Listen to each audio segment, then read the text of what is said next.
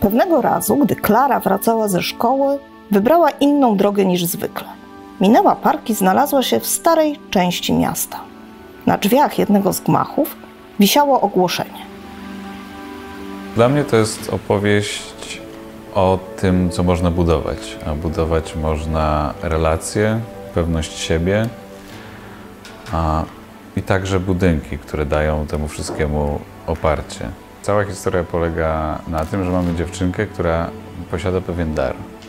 Dar, o którym nie zdaje sobie sprawy. Książka jest o tym, że kobieta może i może również na polach, które w świadomości większości ludzi są polem zarezerwowanym dla mężczyzn. Ja bym chciała, żeby ta książka pokazała dziewczynkom, że ten świat jest fascynujący i że tam się kryje wielki potencjał. Ta książka to jest właśnie element edukacyjny i to nie tylko dla tego młodego pokolenia, czy dla ludzi, którzy będą czytać tę książkę, ale też dla ich rodziców, którzy bardzo często mają wpływ na decyzje zawodowe swoich latorośli. Będzie takim icebreakerem, jeżeli chodzi o stereotypy.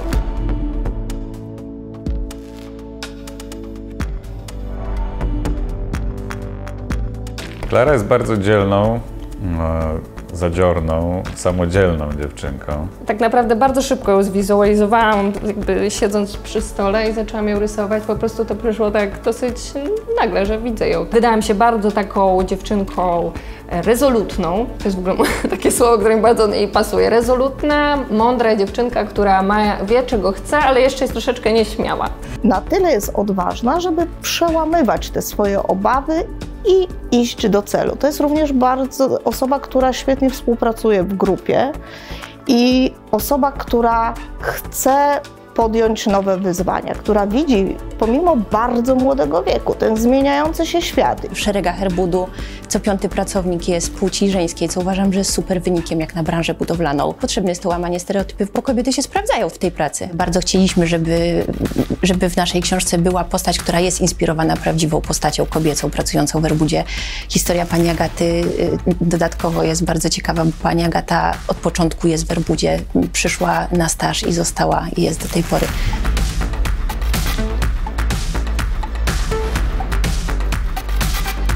Zostałam tym zaskoczona, bo myślałam na samym początku, że to będzie na zasadzie podpowiedzenia, tak, autorowi książki, jak działa budowa i jak to wszystko wygląda od wewnątrz. Dowiedziałam się tak, że będę gdzieś tam częścią tej książki i gdzieś pojawi się postać pani Agaty. Postać została dość dobrze odwzorowana, tak, że ja taka jestem w rzeczywistości, że gdybym gdzieś spotkała po drodze właśnie taką Klarę, to w taki sposób właśnie myślę, żebym jej pomogła.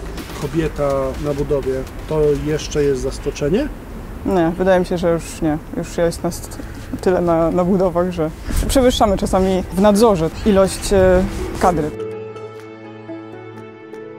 To są moje szkice. Pierwsza warstwa, na której pracuję. Czasami jest tak, że gdzieś tam ona służy jako podkład, a tu raczej w tej książce jest tak, że i tak staram się raczej pracować, że raczej jest ona bardzo ważną częścią i nie przykrywam tego jakoś.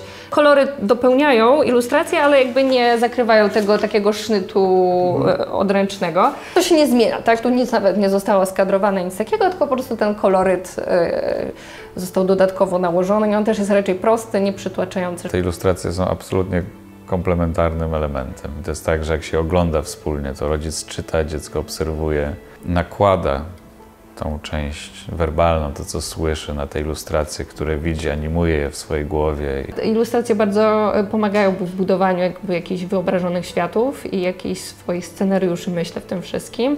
I przede wszystkim pomaga się w jakiś sposób